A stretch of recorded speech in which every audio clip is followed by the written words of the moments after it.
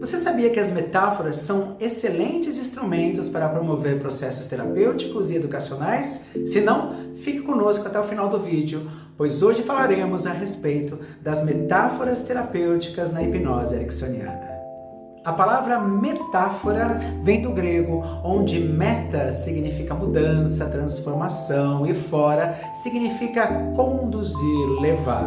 Conduzir a uma mudança. E o que queremos mudar na metáfora? Mudar a forma de se comunicar. Ao invés de se comunicar numa forma objetiva, ou seja, dizer, por exemplo, a pessoa tem um coração forte, dizemos numa figura de linguagem. Ou seja, a pessoa tem um coração de ferro. O interessante é que ao longo da história da humanidade, as metáforas não foram apenas utilizadas para representar essas formas simples de figuras de linguagem, mas sim para compor verdadeiras narrativas, ou seja, se transformando em elementos importantes para melhorar a comunicação humana. Antes ou depois da escrita, a metáfora servia como um instrumento de compartilhamento de conhecimento, e os contadores de histórias eram as pontes que permitiam que os conhecimentos que foram adquiridos por muitas gerações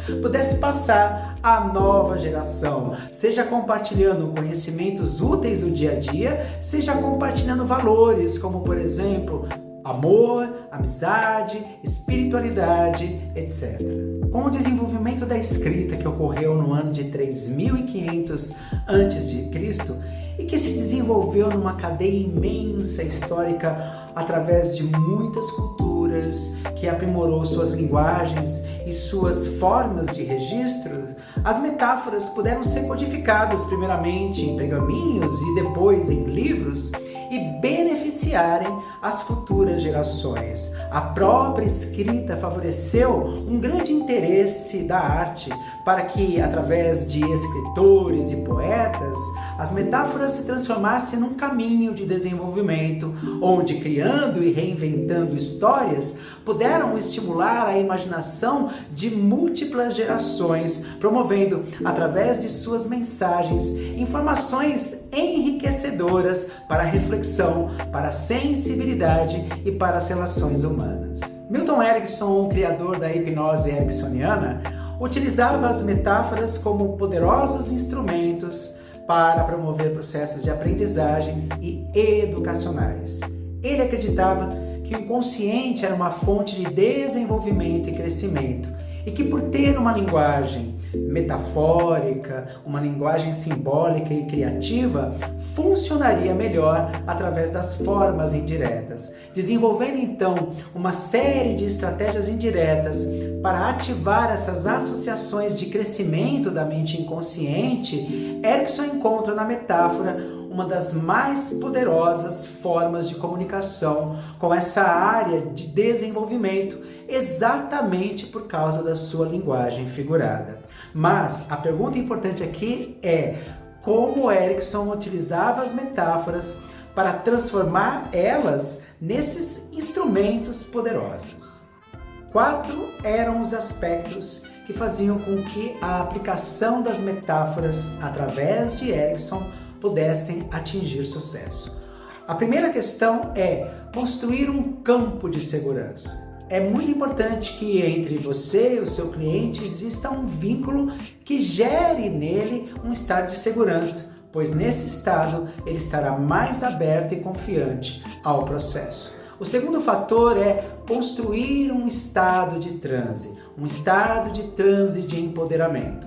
Transe aqui significa ampliação de foco. Você não quer que o foco do seu cliente esteja conectado no sofrimento ou disperso, fragmentado no ambiente, mas sim que ele se reúna e esteja numa qualidade de presença perante o mundo interior. Isso irá favorecer que a mensagem que você quer entregar através da estratégia possa ter mais ressonância a favor de sua saúde. O terceiro fator é fazer com que a metáfora esteja alinhada ao perfil do seu cliente, o que aqui significa favorecer que a linguagem da metáfora esteja em afinidade com a linguagem do cliente, com a sua história de vida, com a própria demanda. Então aqui darei um exemplo de uma cliente que tem o sentimento de se sentir sem valor por ter crescido numa família onde os seus muitos irmãos recebiam o amor dos seus pais, mas ela não. Então eu poderia começar a contar a história de uma pequena flor que crescia no jardim dos deuses, esperançosa de descobrir o seu valor ao receber o amor dos mesmos que vinham através de uma chuva que caía todos os dias à tarde. O interessante e o curioso é que ela percebeu que essa chuva molhava com abundância as outras flores, mas em cima dela caía apenas algumas gotas, favorecendo que ela se sentisse sem valor e que se escondesse dessa dor, se encolhendo no interior da terra. Percebe? Você ajusta a linguagem da metáfora à linguagem do próprio cliente, à sua demanda, às questões que ele está apresentando. O quarto fator é fazer com que a mensagem da sua metáfora esteja alinhado à necessidade do cliente. Com a metáfora, você quer entregar uma informação para que o inconsciente associe e nutra a pessoa de dentro para fora. Então, voltemos à nossa história. Está lá a nossa sementinha dentro da terra, desesperada, confusa, cheia de dor. Quando ela começa a ouvir uma voz que vem não mais de fora, mas de dentro, uma voz rica de amorosidade. Ela, com fome, começa a cavar com as raízes até que chega num amplo espaço dentro da terra que tem um amplo lençol freático. Ali ela vai molhando as suas raízes e sentindo a alegria de ter encontrado um recurso que não mais vem de fora, agora vem de dentro. O interessante é que cada vez que ela molha as raízes, ela ouve palavras de libertação, como por exemplo: o quão linda você tem valor. E se nutrindo, quando ela percebeu, ela estava com todo o seu corpo para fora, expressando o seu perfume e a sua beleza no jardim dos deuses. Percebe? Você entrega uma mensagem que nutre de uma maneira indireta, de uma maneira simbólica, numa figura de linguagem, a necessidade daquela pessoa. Muitos eram os objetivos com que Erikson utilizava a metáfora. Ele poderia usar a metáfora para melhorar o vínculo relacional, compartilhando com as histórias mensagens que iriam gerar confiança no cliente. Ele poderia usar a metáfora para promover estados de transe, para fazer o cliente ficar mais interiorizado, para fazer o cliente se conectar com perspectivas que ele sentisse que era importante, visando encontrar mais ressonância para a intervenção posterior. Ele poderia usar a metáfora para promover compreensões, insights e também para gerar aquilo que é conhecido na sociedade como ressignificação, mas que em hipnose ericksoniana dizemos resolução emocional.